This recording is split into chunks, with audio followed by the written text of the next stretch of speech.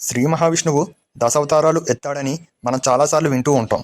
అదేవిధంగా మహాశివుడు కూడా కొన్ని అవతారాలు ఎత్తాడని మనలో కొంతమందికి మాత్రమే తెలుసు. అందులో ముఖ్యమైన ఒక 10 అవతారాలను నేను ఈ వీడియోలో చెప్పబోతున్నాను.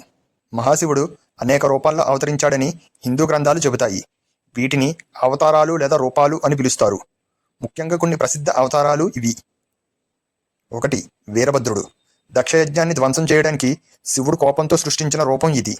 ఈ రూపం చాలా ఉగ్రంగా ఉంటుంది. 2. భైరవుడు.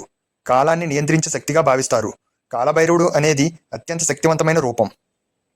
3. నటరాజుడు. ప్రపంచ సృష్టి, స్థితి, లయలను సూచించే నృత్య రూపం. 4.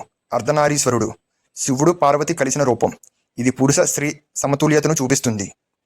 5. హరిహరుడు. శివుడు మరియు విష్ణువు కలిసిన రూపం. 6. పశుపతినాథుడు. ప్రాణులన్నింటికీ అధిపతిగా ఉన్న రూపం. 7. సర్వేశ్వరుడు. నరసింహ అవతారాన్ని శాంతింపచేయడానికి వచ్చిన శక్తివంతమైన రూపం. 8. పిప్పలాదుడు. వృషి రూపంలో వచ్చిన అవతారం. 9. హనుమంతుడు. శివుని అంశావతారంగా భావిస్తారు. వాయుదేవుని ద్వారా జన్మించాడు. 10. అశ్వత్థాముడు. కొన్ని పురాణాల ప్రకారం శివుని అంశం కలిగిన వాడిగా చెబుతారు. ఇలా శివుడు పరిస్థితుల దృష్ట్యా అనేక సందర్భాల్లో అనేక అవతారాల్లోకి మారవలసి వచ్చింది. శివుడు ఒక్క రూపంలో కాదు, భక్తుల అవసరానికి తగ్గట్లుగా అనేక రూపాల్లో దర్శనమిస్తాడు.